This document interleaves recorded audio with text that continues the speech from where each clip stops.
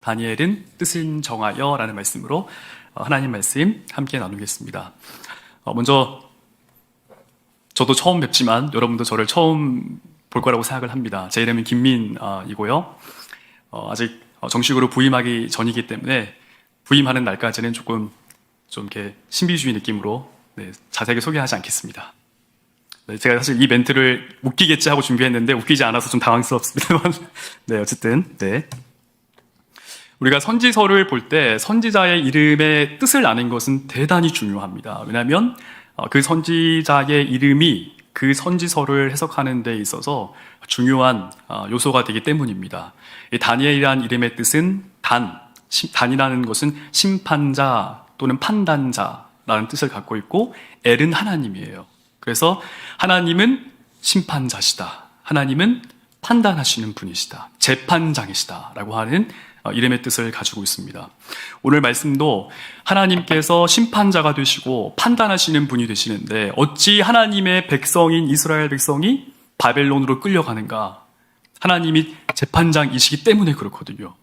어찌 바벨론이라고 하는 어마어마한 그 나라에 이 패권을 가졌던 그 나라의 느부갓네살 대왕을 하나님께서 어찌 대하시는가? 어떻게 하시는가? 이것이 다니엘을 이해하는 데 있어서 대단히 중요합니다.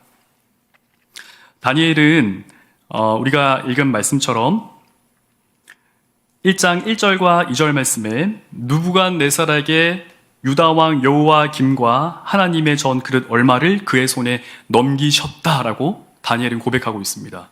많은 경우에 일반적으로 뭔가 안 좋은 일이 있으면 또는 좋지 못한 그런 역사가 있을 때 우리는 아마 이렇게 생각할 것입니다. 저 사람이 아주 악한 사람이구나. 역사를 기록할 때도 느부갓네살이라고 하는 사람이 여호와김을 데려갔더라. 여호와의 전에 있는 그릇을 하나님께 드림이 되는 사용되는 그 그릇을 훔쳐갔더라, 가져갔더라 라고 할 수 있는데 오늘 말씀 1장 2절에 보니까 주께서 주어가 달라요. 느부갓네살이 아닙니다. 처음부터 하나님의 백성이 바벨론 포로로 끌려가는 것을 두고 다니엘은 느부갓네살 왕이라고 말하지 않습니다. 주께서 여호와김과 유다왕 여호와김과 하나님의 전 그릇 얼마를 그의 손에 넘기시네. 하나님께서는 바벨론 하나님의 백성임에도 불구하고 바벨론 포로로 끌고 가셨어야만 하는 이유가 있던 것입니다. 하나님의 백성이니까 하나님 무조건 사랑하시고 하나님이 사랑한다고 하니까 하나님 백성 소유된 자녀로 삼았으니까 무조건 용서하시고 그런 게 아니에요.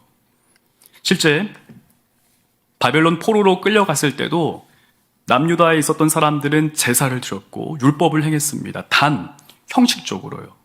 내 안의 욕구, 내 안의 욕망, 하나님을 향하여서 하나님과 함께한다. 하나님과 교제한다. 사귐 누린다. 다 끊어진 상태로 종교의식을 했던 것이죠. 우리 하나님께서 참 재판장이 되시기 때문에 참 하나님이 되시기 때문에 하나님 그거 원치 않아 하셨어요.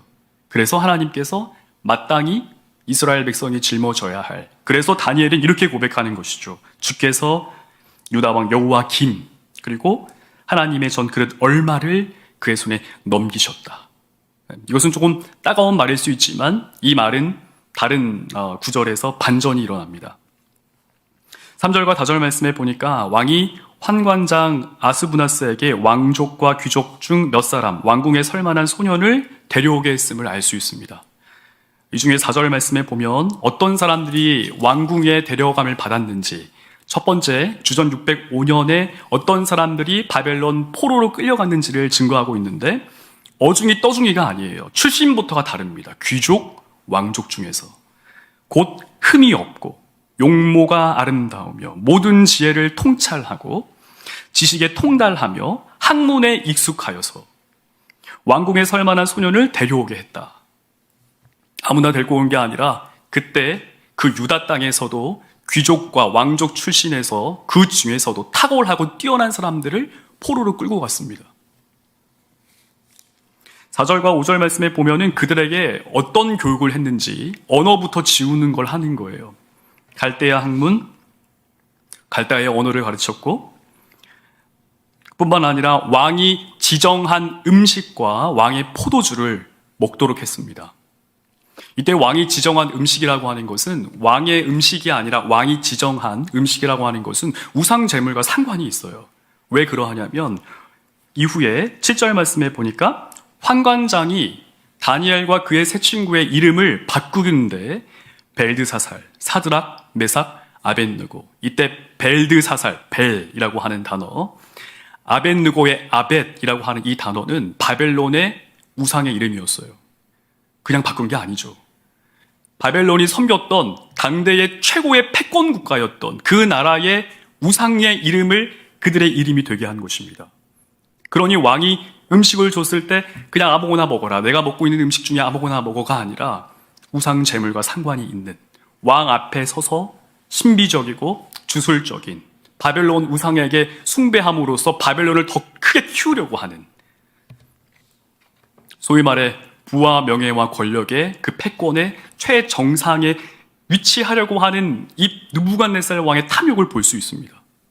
다니엘에게 이 환관장이, 느부갓네살이 환관장을 통하여서 그것을 말하고 있음을 알 수 있어요. 날마다 쓸 것을 주는데 3년 동안 기르고 그 이후에는 왕 앞에 서게 한다. 6절 말씀에 이들 가운데 다니엘과 하나냐, 미사엘, 아사랴가 있다고 하는데 이들의 이름도 얼마나 이 하나님 앞에 은혜의 이름인지 몰라요. 다니엘은 처음에 말씀드린 것처럼 하나님은 재판관이시다. 하나님은 은혜이시다. 은혜를 베푸는 분이시다. 미사엘은 누가 하나님과 같겠느냐? 누가 하나님처럼 우리에게 은혜를 베푸시고 누가 하나님처럼 맹신적으로 하나님 백성이니까 무조건 사랑할게, 이런 게 아니라 인격적으로요. 아사랴, 하나님은 우리의 도움이시다.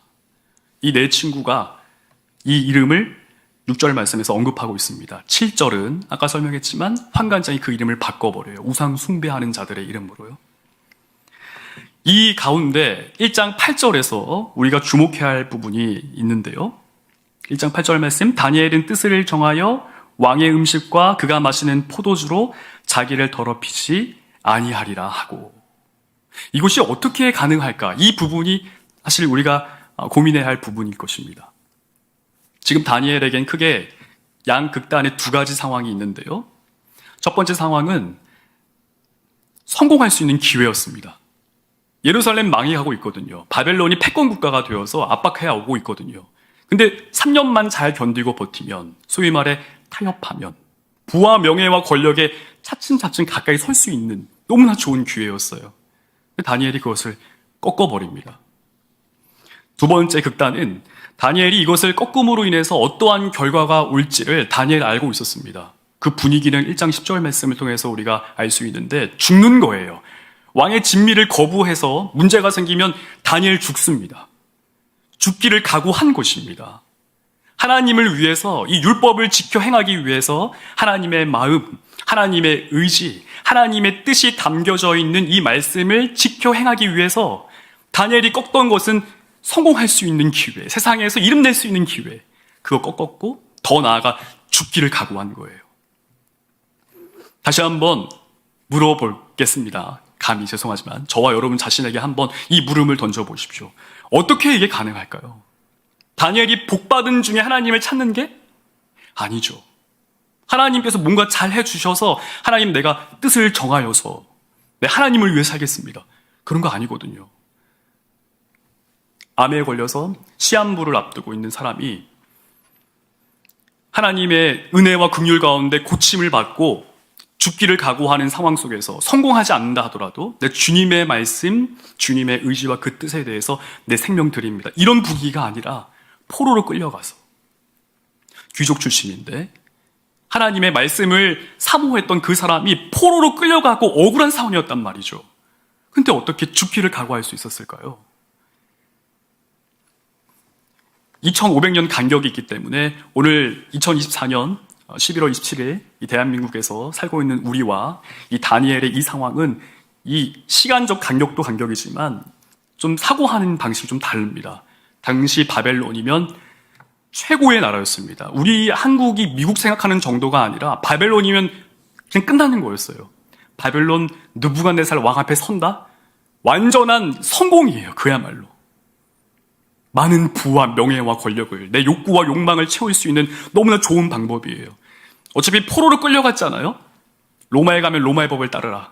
상관없어요. 그냥 뭐 눈 딱 감고 포도주 마시고 왕이 지정한 우상잼을 먹으면 그만인데 다니엘 그렇게 하지 않았습니다. 해도 되고 안 해도 되고가 아니라 죽기를 각오했다라는 것이죠. 다니엘이 하나님께 은혜와 복을 받은 상태에서 그런 게 아니라 포로로 끌려간 상태에서, 귀족 출신인데 바벨론의 노예로 끌려간 상태에서. 이것이 가능한 이유는 우리가 살폈듯이 1장 9절 말씀에 보면은 하나님이 다니엘로 하여금 환관자에게 은혜와 긍휼을 얻게 하신지라 라고 하는 말씀이 있어요. 그리고 우리가 살핀 1장 2절 말씀에 주께서 유다왕 여호야김과 하나님의 전 그릇 얼마를 그의 손에 넘기심에, 다니엘의 삶 가운데 하나님은 처음부터 하나님은 다니엘과 함께 하신 분이셨습니다. 이게 대단히 중요해요.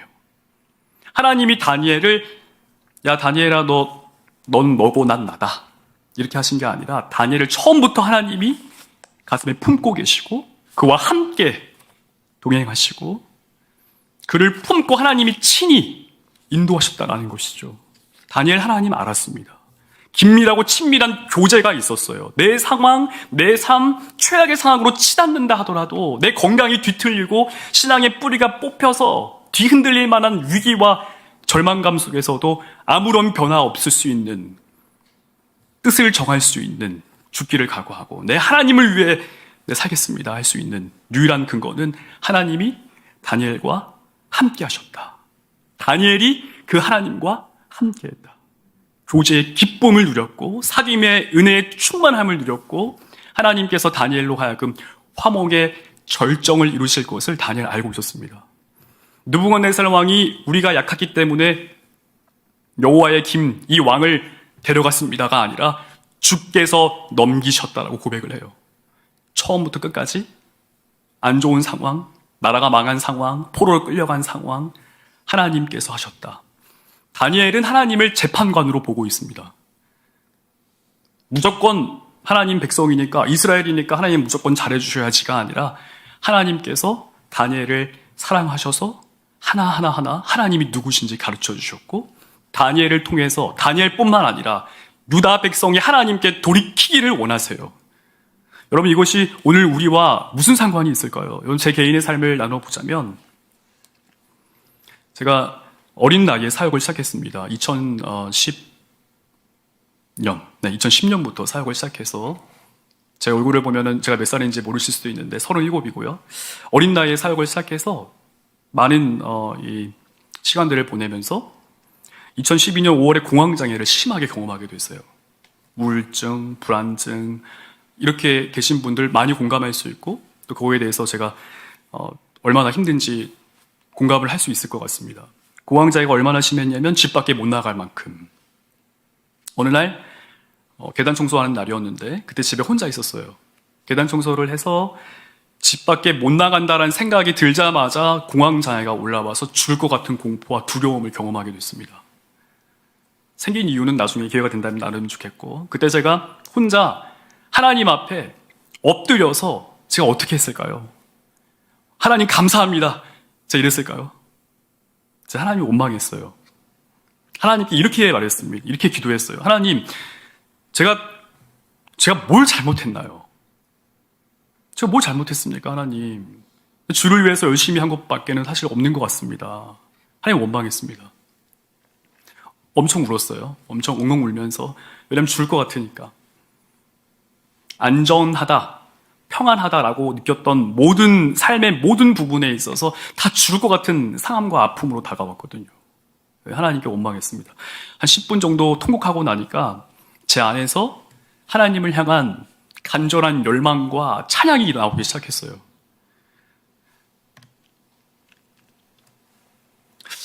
이게 어떻게 가능한 걸까? 이게 어떻게 내가 하나님을 위해서 산다라고 했는데 공황장애가 생기고 참 어렵고 힘든 시기를 경험했고 그래서 아무것도 아닌 계단 청소만 했을 뿐인데 너무 두려워서 죽을 것 같고 그래서 하나님을 원망하기 시작했는데 갑자기 하나님을 찬양했습니다. 그 순간에 두 손을 들고 하나님 경배했어요. 무릎 꿇고 하나님 감사합니다. 제가 하나님 이럴 거면은 하나님, 제게 주신 특별한 이런 은혜, 은사를 다 취하시고 저 평범하게 살게 해주십시오. 이렇게까지 말을 했거든요. 그 기도를 하면서. 근데 하나님께서 제 안에 하나님을 향한 사랑과 이 감격을 허락해 주셨어요. 제가 시간이 지나면서 고민을 하고 이게 어떤 걸까 생각을 해보니 하나님은 제게 그 시간이 필요했기 때문에 주셨다라고 고백을 하게 됐습니다. 하나님의 사랑이 먼저였어요. 먼저 하나님이 주목하시고 하나님 먼저 모든 것을 아시는 주께서 단순히 생명만 주신 것뿐만이 아니라 생명 주신 이께서 보존하시고 통치하시되 우리와 교제하시기 위하여서 사귐 누리시기 위하여서 예수님을 찢어 그 피로 우리에게 하나님을 향해서 반응할 수 있는 생명을 주셨는데 그것을 절정적으로 성취하시기 위해서 완성하시기 위해서 지금도요. 모든 것이 완벽했던 것이죠.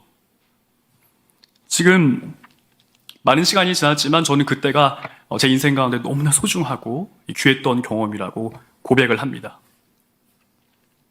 다니엘이 참 어려운 상황 가운데 제 인생으로 사실 다니엘을 어떻게 보겠습니까만 다니엘은 더 큰 힘들고 어려운 상황이었는데 그럼에도 불구하고 다니엘이 어떻게 하나님께 뜻을 정할 수 있었을까? 죽기를 각오할 수 있었을까? 이 세상의 구류 속에서 몸 맡기면 자연스럽게 성공할 수 있는데 어떻게 다니엘이 그걸 꺾고 죽기를 각오하고 하나님의 율법, 하나님의 정신, 하나님의 뜻, 하나님의 의지 이것을 붙들 수 있었을까? 하나님이 다니엘이 하나님을 아주 긴밀하게 사귐의 은혜를, 교제의 기쁨을 누렸기 때문인 줄 믿습니다. 이런 말씀을 정리합니다. 우리를 자기 백성 삼으신 그 하나님은 우리가 반드시 기억해내야 합니다. 하나님을 향해서 맨눈으로 본 사람 아무도 없어요. 우리의 귀로 하나님의 음성 들은 사람 없고 우리의 손으로 하나님 만져본 사람 여기에 아무도 없습니다. 근데 하나님이 느껴져요. 눈으로 보는 것보다 귀로 듣는 것보다 훨씬 더 하나님 살아계심에 대해서 느낄 수 있어요. 이게 어떻게 가능한가? 성령님이 우리 가운데 있지 않으면 불가하거든요. 하나님이 우리에게 생명 주실 때 하나님이 치르신 대가는 우리가 이해할 수 없다 해서 가치를 매길 수 없다 해서 값싼 게 절대 아닙니다. 독생자를 이 표현이 좀 잔인할 수 있는데 찢으신 거예요. 화목제물이거든요. 우리 예수님은요. 자신의 몸을 스스로 예수님이 찢으셨어요. 그 보혈로 보배로운 피로 생명을 주셨어요. 성령님이 우리 가운데 내주하세요. 하나님의 의지가 어디 있을까요? 단순히 바벨론 포로 끌려갔는데 잘 먹고 잘 살아서 성공해서 다시 예루살렘으로 돌아와라. 하나님의 뜻은, 하나님의 관심은 거기에 없습니다. 하나님의 말씀을 기계적으로 지켜 행하는 거 하나님 거기 관심 없어요. 하나님 우리에게 관심이 있으세요. 저와 여러분에게 관심이 있으세요. 삶의 어려움, 괴로움, 힘겨움 이 모든 걸 통해서 하나님께서 이루고자 하시는 바 주님과 더 긴밀하고 친밀한 교제와 사귐 이 화목의 절정을 향하여서 여러분 그 은혜가 저와 여러분의 삶 가운데 반드시 일어날 줄 믿습니다. 여러분의 가정, 샘터 또 관계하는 분들에게 오늘 이 말씀을 잘 기억하셨다가 내게 하나님의 자녀와 백성 삼으신 그 하나님 사랑을 꼭 나눠보시기를 또한 축복합니다.